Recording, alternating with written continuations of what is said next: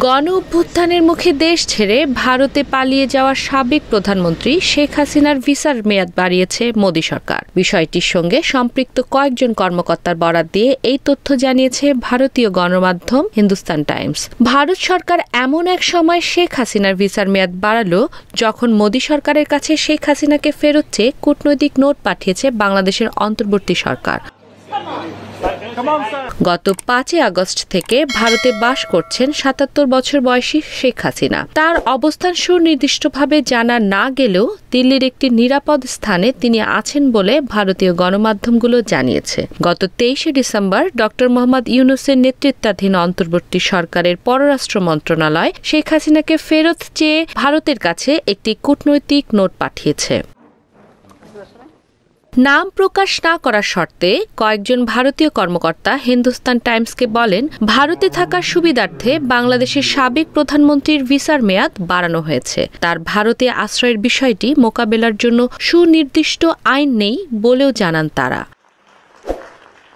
ওই কর্মকর্তারা আরও বলেন, শেখ হাসিনার ভিসার মেয়াদ বাড়ানোর বিষয়টি ভারতের কেন্দ্রীয় স্বরাষ্ট্র মন্ত্রণালয়ের আওতাধীন। হিন্দুস্তান টাইমস গত 3 ডিসেম্বর প্রকাশিত আরেকটি প্রতিবেদনে বলেছে, শেখ হাসিনাকে প্রত্যাপনের জন্য বাংলাদেশ সরকার যে অনুরোধ করেছে তাতে ভারত সরকারের সাড়া দেওয়ার সম্ভাবনা খুবই কম। কারণ এই জাতীয় সমস্যা সমাধান করার জন্য প্রয়োজনীয় আনুষ্ঠানিকতা সম্পন্ন করেনি ঢাকা।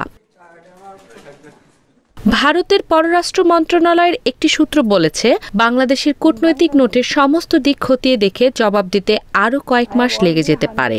আর সে কারণেই হাসিনার ভারতে থাকার মেয়াদ বাড়ানো হয়েছে। সূত্রটি আরও জানিয়েছে, দিল্লির ফরেন রিজিওনাল রেজিস্ট্রেশন অফিসের FRROর মাধ্যমে আবেদন করিয়ে শেখ হাসিনার ভারতে থাকার কাগজ বৈধ করে নেওয়া হয়েছে। কারণ ভারতে কোনো উদ্বাস্তু আইন নেই।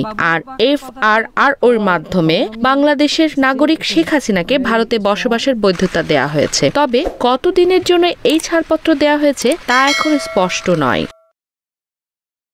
এদিকে গতকাল মঙ্গলবার শেখ হাসিনার পাসপোর্ট বাতিল করেছে অন্তর্বর্তী সরকার। প্রধান উপদেষ্টার ডেপুটি প্রেস সচিব আবুল কালাম আজাদ মজুমদার সংবাদ সম্মেলনে বলেন, গুম ও হত্যায় জড়িত 22 পাসপোর্ট বাতিল করা হয়েছে। এছাড়া জুলাই আগস্টে গণহত্যায় জড়িত 75 জনের পাসপোর্ট বাতিল করা হয়েছে। এর মধ্যে শেখ হাসিনার নামও আছে।